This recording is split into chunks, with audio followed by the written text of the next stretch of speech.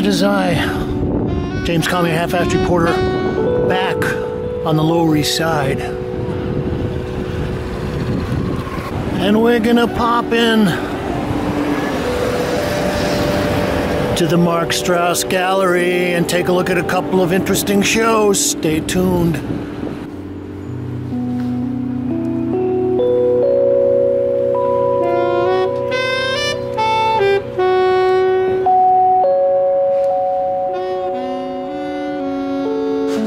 And we're gonna look at a show of recent works by Natasha. Well, I was out running around last week. I saw the show. I liked it. Decided I would come back. We've seen a lot of interest recently in fabric work. I think it was a Michael A. Cummings show that we saw over at Hunter and Dunbar was impressive last week. This is titled Locale to Yellow 2023. Threadwork on Tola. Well, one of the things I liked about the work is that he has a painterly quality, and Natasha's got a great color sense. This is titled Object 2 2023, thread on linen, muslin, airy silk, stretched on wood panel. Okay, they've got a whole section of the press release where they talk about the various types of silk that Natasha's using.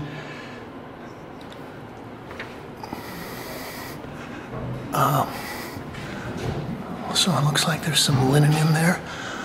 What I like is the kind of Hans Hofmann-esque abstraction of the blocks of color.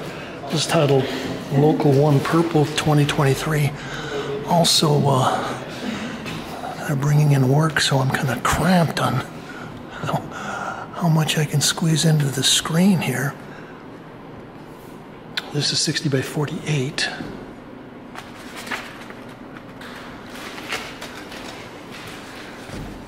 I think one of the things I was attracted to was the way that Natasha kind of uses the stitches in the thread in an analogous way to someone that might be using brush strokes. And this is nice, the way you've got the kind of the beige going over the light yellow.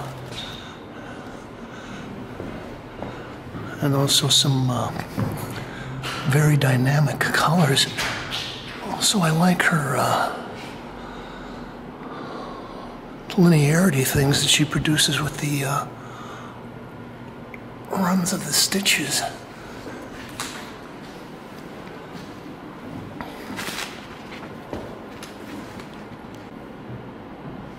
This is Convenience 2023.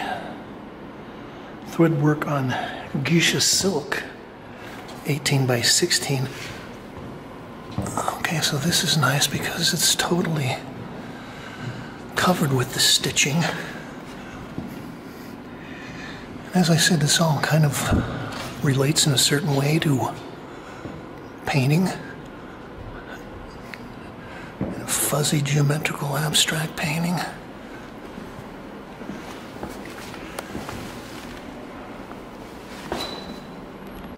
Okay, this one is not listed on the gallery guide part.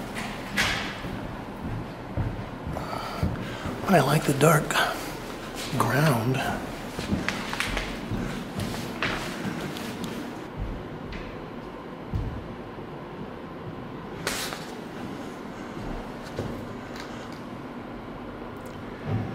Village Gaon 2 2023. This is 34 by 33.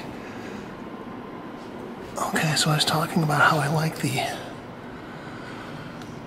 linear work, and I'm looking at the way that this stripe kind of gets warped there, and So I'm thinking maybe Natasha sews these up and then stretches them after, and when she does that, she gets some kind of, I guess I can't say the warp because you got the warp and the woof, but kind of gets a warp in the woof there. And again, wonderful color things.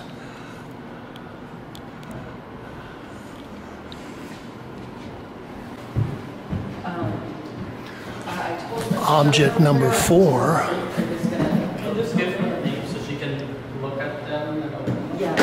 Okay, so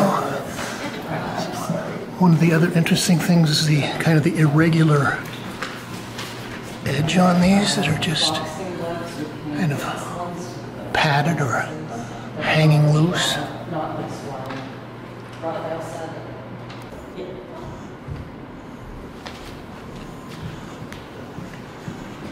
Okay, this is jazzy colors.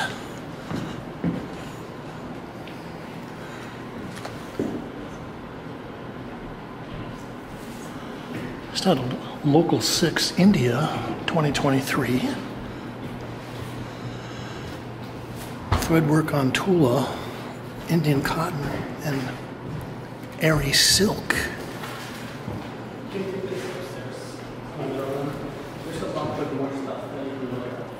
Okay, so a Rothko might have a fuzzy edge. This we've just got a kind of a loose, ragged edge. Also, there's some very subtle gradations in the solid stitched forms. Oh, I got some stripes.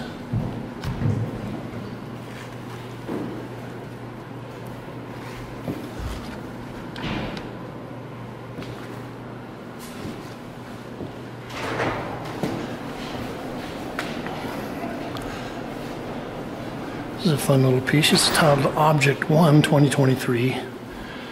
Thread linen and muslin stretched over wood panel. This is 14 by 12. Well, I was talking about how I like the irregular shapes, and Natasha's got it all together here. We got the irregular shapes, we've got the linear things kind of curving across, we've got our geometrical blocks of color. Oh, I like the way the stitches extend on this overhang. In her first solo exhibition with the gallery, born and raised in Assam, India, and trained in classical representation oil painting in Italy, Das turned her attention to fiber-based materials in 2017. Khadi, Gasha, and Tula, cotton in Assamese, are new materials that Das introduced into this new series, and they are rather subversive compared to the revered silks, mostly airy and muga silk, that she predominantly used in the past. Geisha is a fabric woven from the byproducts of muga silk and generally considered a lesser material, yet it is a widely used fabric in the region. Khadi is a coarse version of cotton originated from the Mahatma Gandhi's time, when Indian farmers were encouraged to weave their own cotton to circumvent monopoly of the East Indian Company in the 1910s.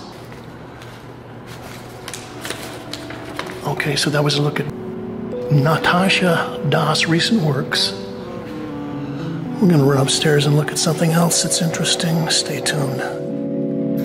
Now we're going to continue here in the private viewing room.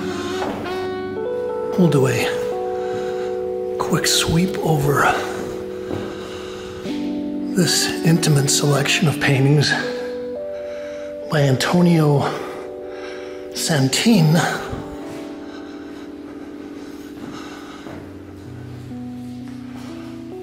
Well, I came in last week and was dogging the gallery, sniffing around the gallery, looking at things, and I saw this show, and because I know a lot of you painters out there are interested in technical things, I thought this was pretty remarkable.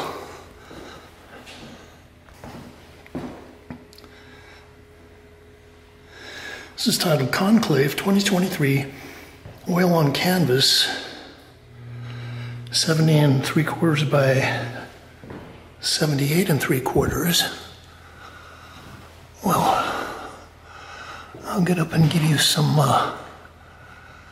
slow-moving, detailed views of this. I actually thought that this might be some kind of digital printing or some interesting mechanical technique, but I went down and talked to the gallerists, and they said that no, this is all oil paint, although they're saying that Antonio does have some interesting tools and techniques that he uses.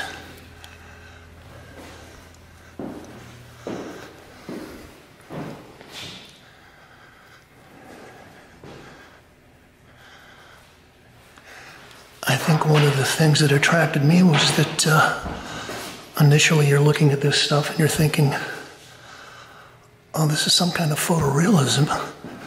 And then as you move in, you start to see the three-dimensional quality of the work. I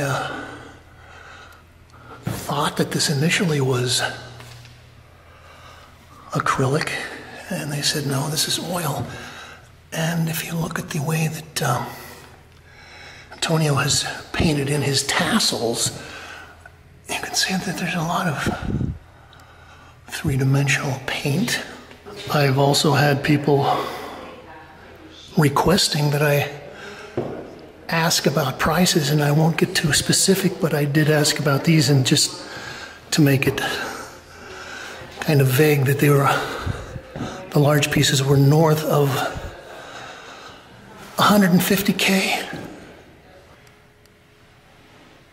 Antonio Santin's ornamental rug paintings are oil on canvas, each taking many months to complete. The entire canvas is dense with colors, capturing the rich ornamentation of luxury carpets. But unlike the actual carpets, which are flat, have a flat surface, Santin layers the oil, flower bunches build up,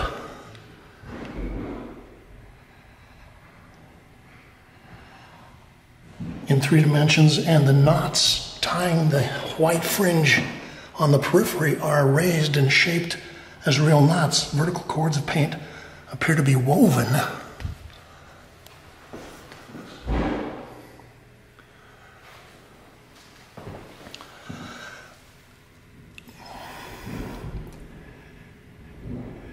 While he begins with a borrowed high-quality rug, in the end, the design, layering, and the choices of texture and colors are entirely his own. It's the inventiveness that separates the work from photorealism, asserting constantly challenging and renewing, blah, blah, blah, blah.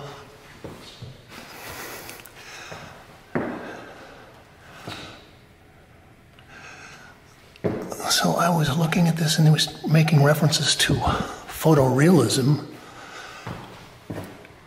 And I was thinking that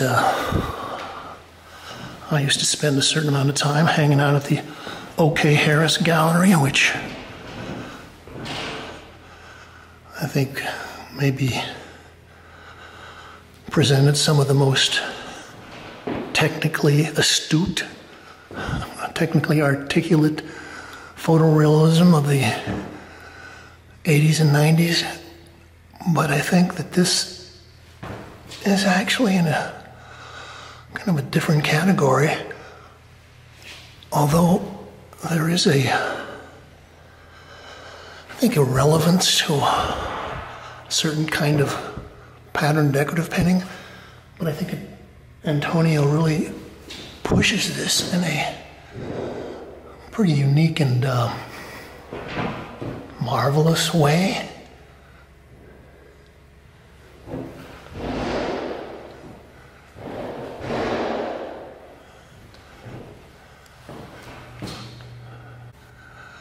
Because they were talking about Antonio was going to have a one-person show here next year. So I'll try to get back and see that.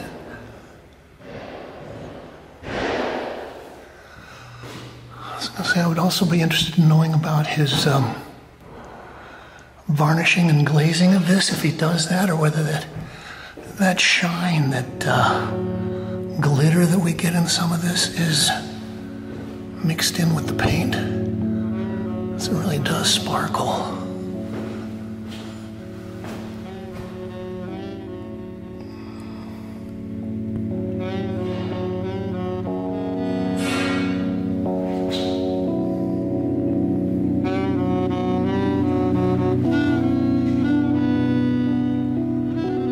And I'm thinking it probably takes him about as much time to make the paintings as it would take him to weave the actual carpets.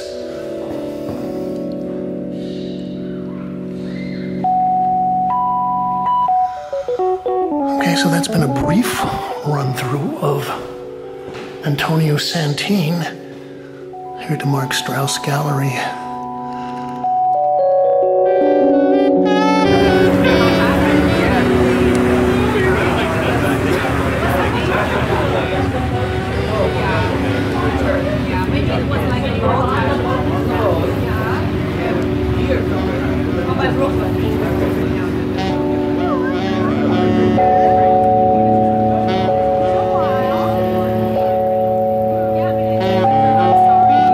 Well, we just pedaled up here to the Werner Gallery. We're going to run in and look at an exhibition by Arron Curry. But I'm tired and I'm not going to say too much. But it's good. Stay tuned.